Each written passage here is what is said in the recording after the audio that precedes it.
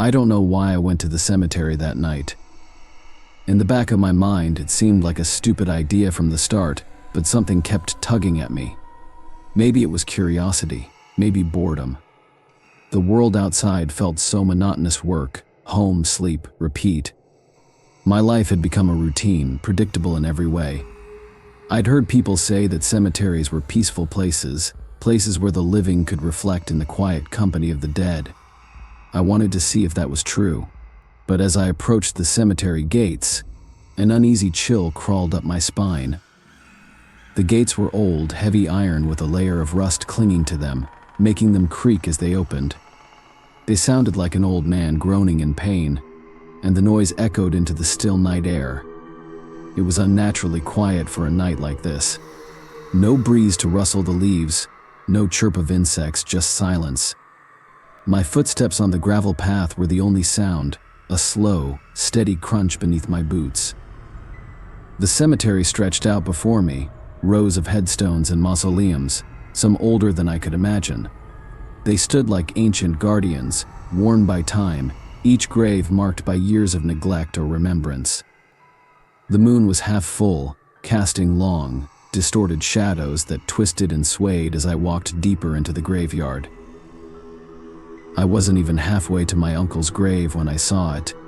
At first, I thought it was just a trick of the light, or maybe one of the older monuments casting a long shadow.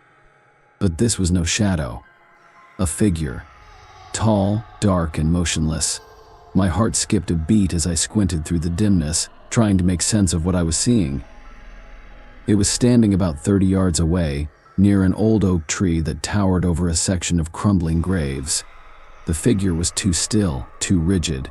Its silhouette barely moved, but something about it felt off, deeply unsettling. I stopped walking, straining my eyes to get a better look. The figure was dressed in dark clothing, blending into the shadows around it. But I couldn't make out any features. No face, no details, just an outline of something tall and human-shaped. I shook my head, trying to dismiss it. Probably just someone else visiting a grave late at night, I told myself. Or maybe a caretaker, checking up on things. I wasn't alone here, that was all. That had to be it. But the longer I stared at it, the more wrong it felt. There was something unnatural about the way it stood, too still, like it was holding its breath, waiting for something. I resumed walking, forcing myself to focus on my uncle's grave. Just a few more rows over, that was all. But I couldn't shake the feeling that I was being watched. That figure hadn't moved, but it was there, lingering in the corner of my vision, always at the edge of my awareness. When I reached my uncle's headstone, I crouched down to clear away some dead leaves and debris. The headstone was weathered, the inscription barely legible, but I knew the words by heart. I muttered a quiet apology for not visiting sooner and set the small bouquet of flowers I'd brought on the grave. But I couldn't focus. That feeling, that prickling on the back of my neck, was growing stronger. I could sense it without even looking. The figure was closer. I turned my head slightly, just enough to glance over my shoulder. It was still there, standing in the same row, but now much closer than before. Too close. Only a few yards separated us now. My breath caught in my throat. The figure stood taller than I had first thought, its body elongated, almost unnaturally so. Its clothes were dark, hanging loose like a cloak that billowed in the night air, though there was no wind. And its face, it didn't have one. Just a blank, smooth surface where features should have been. I felt my body go cold, every muscle tensing. It was watching me, no eyes, no face, but I could feel it. I couldn't explain how, but I knew it was aware of me, its attention fixed on me in a way that made my skin crawl. For a long moment, neither of us moved. I stood frozen by my uncle's grave, and the figure remained motionless, looming between the tombstones like a predator waiting for its prey to make the first move. My hands shook as I slowly stood up.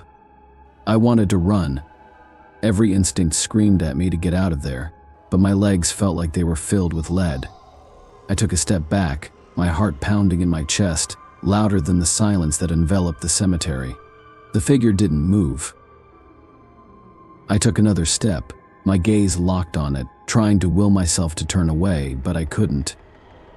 It was like staring at something you weren't supposed to see, something forbidden, unnatural. It remained perfectly still, watching without eyes, waiting. Then, without warning, it moved. Not in the way a person moves. There was no hesitation, no adjustment of limbs. It simply glided forward, as if it were sliding over the ground without lifting its feet. I stumbled backward, nearly tripping over a broken headstone, my breath coming in shallow, panicked gasps. The figure moved closer, slow but deliberate, like it had all the time in the world. I turned, my body finally obeying my desperate urge to flee, and bolted toward the gates. My boots pounded against the gravel, and the sound seemed deafening in the otherwise silent night. I didn't dare look back. I couldn't. I didn't need to. I could feel it behind me, the cold, oppressive presence drawing nearer with each passing second. The cemetery gates loomed ahead, their rusted iron bars barely visible in the moonlight. I threw myself at them, my hands slipping on the cold metal as I fumbled to push them open. They resisted for a moment, the ancient hinges groaning in protest before finally giving way. I staggered through, breathless, my heart racing, and slammed them shut behind me. I stood there, panting, staring back into the cemetery. The figure was gone. The path I had just run down was empty, the grave silent and still beneath the moonlit sky. But the uneasy feeling lingered, that sense of being watched, of something lurking just out of sight. I didn't stay to question it. I turned and walked away, my legs shaky and weak. I told myself I'd never come back. Not at night, not ever. But even as I left the cemetery behind, I couldn't shake the feeling that the figure was still there, watching from the shadows, waiting.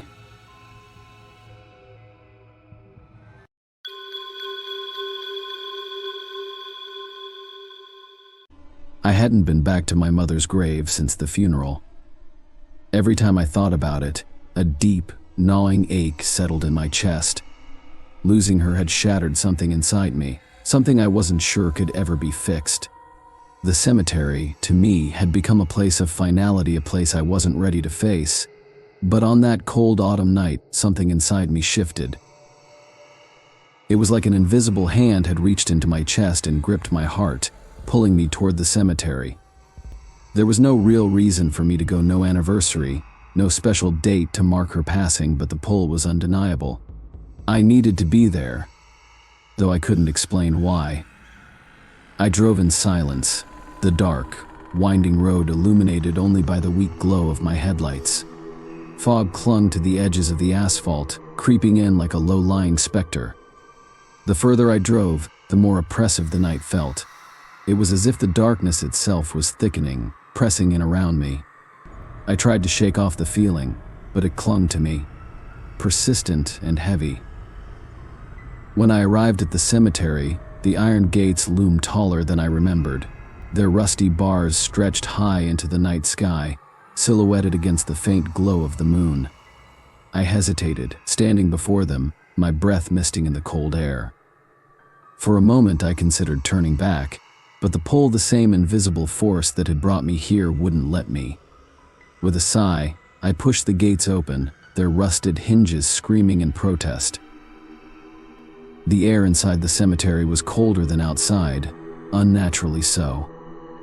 I felt the chill seep into my bones as I walked down the familiar gravel path, the sound of my footsteps muffled by the fog that clung to the ground. My mother's grave was near the back, far from the road, nestled among older, more forgotten headstones. I had made the walk before, but tonight it felt different. The path stretched out before me, winding longer than it should have. The trees lining the way loomed closer, their skeletal branches reaching down like claws. The further I walked, the more my unease grew, a tight knot forming in my stomach. I tried to shake it off. This was just a cemetery, nothing more. But the night felt wrong, like something was lurking just beyond my vision, watching. When I finally reached my mother's grave, I froze. The headstone was there, just as it had been the day of the funeral. Her name, Clara Mitchell, was carved cleanly into the stone, along with the dates that marked her life and death. But something was different. The earth around the grave was disturbed, the soil loose and uneven, like someone had been digging. I felt my heart skip a beat, a cold sweat breaking out across my skin. Had someone tampered with the grave? Why would anyone do that? I stepped closer, my breath catching in my throat. The temperature dropped again, impossibly cold, and the air felt thick, like I was moving through water. I stood there for a moment, staring at the disturbed earth, when I heard the sound that would haunt me for the rest of my life. A whisper. At first, it was faint, so soft I could have mistaken it for the wind. But as I stood there, the sound grew clearer. It wasn't the wind. It was a voice. A soft, raspy whisper that sent chills racing down my spine. David. Day. My heart pounded in my chest. I looked around, but the cemetery was empty. Just rows of silent graves, the fog curling around the tombstones like fingers. I took a step back, my breath coming in shallow gasps, but the whisper followed me, closer now. David. Come closer. The voice was unmistakable. It was my mother's voice, but that was impossible. She was dead. Buried beneath my feet. Yet the voice persisted, soft and pleading, calling me closer to the grave. I took another step back, shaking my head. This couldn't be real. This had to be some sort of hallucination, some trick of the mind brought on by grief. But the voice didn't stop. David, why did you leave me? The words hit me like a punch to the gut. I hadn't left her. She had died, and there was nothing I could have done to stop it. But the voice sounded so real, so raw, filled with pain and accusation. I took another step back, my legs trembling beneath me. The ground beneath the grave shifted. I stared in horror as the loose soil around my mother's grave began to move, slowly at first, like something was shifting beneath the surface. The whispering grew louder, more insistent, and I could hear other voices now faint, overlapping, like a chorus of the dead. I wanted to run, but my legs felt frozen, rooted to the spot. The earth continued to shift, the soil churning as something began to rise from the grave. I stood there, paralyzed, as a pale, bony hand broke through the surface, its fingers curled like claws. My heart hammered in my chest, and a scream caught in my throat. The hand was followed by an arm, skeletal and covered in dirt, clawing its way out of the ground. I stumbled back, tripping over a headstone as I scrambled to get away. My mind raced, trying to make sense of what I was seeing, but nothing made sense. This wasn't real. This couldn't be real. But the hand was still there, reaching out from the grave, and the voices were louder now, filling my head with a cacophony of whispers.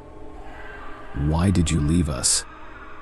David, come closer. Stay with us. Dal.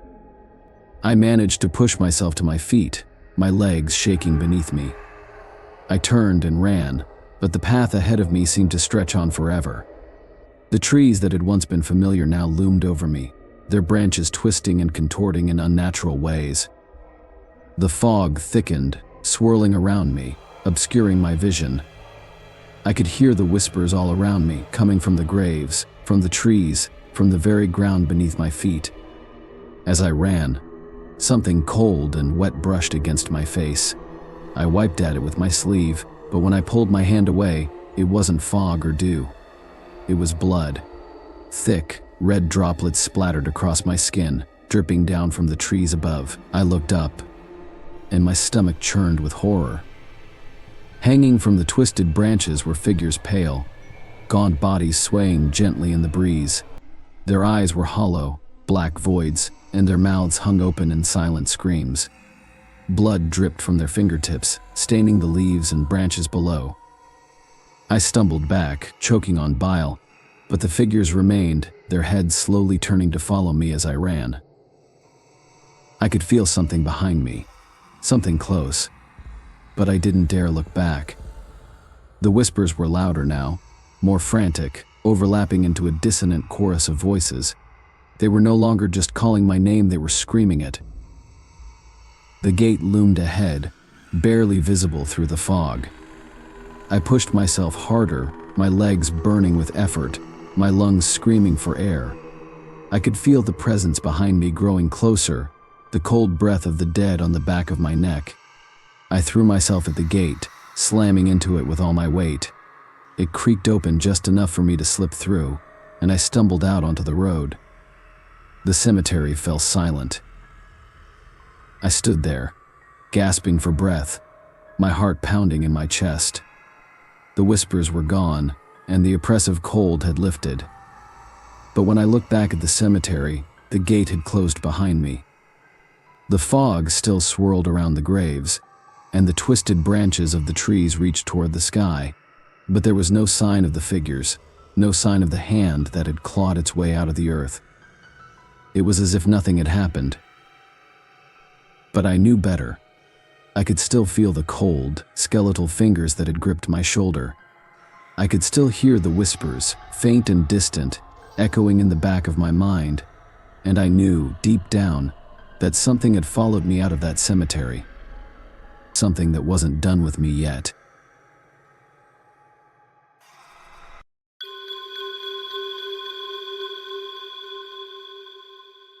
The night air was thick with fog as I made my rounds through the cemetery.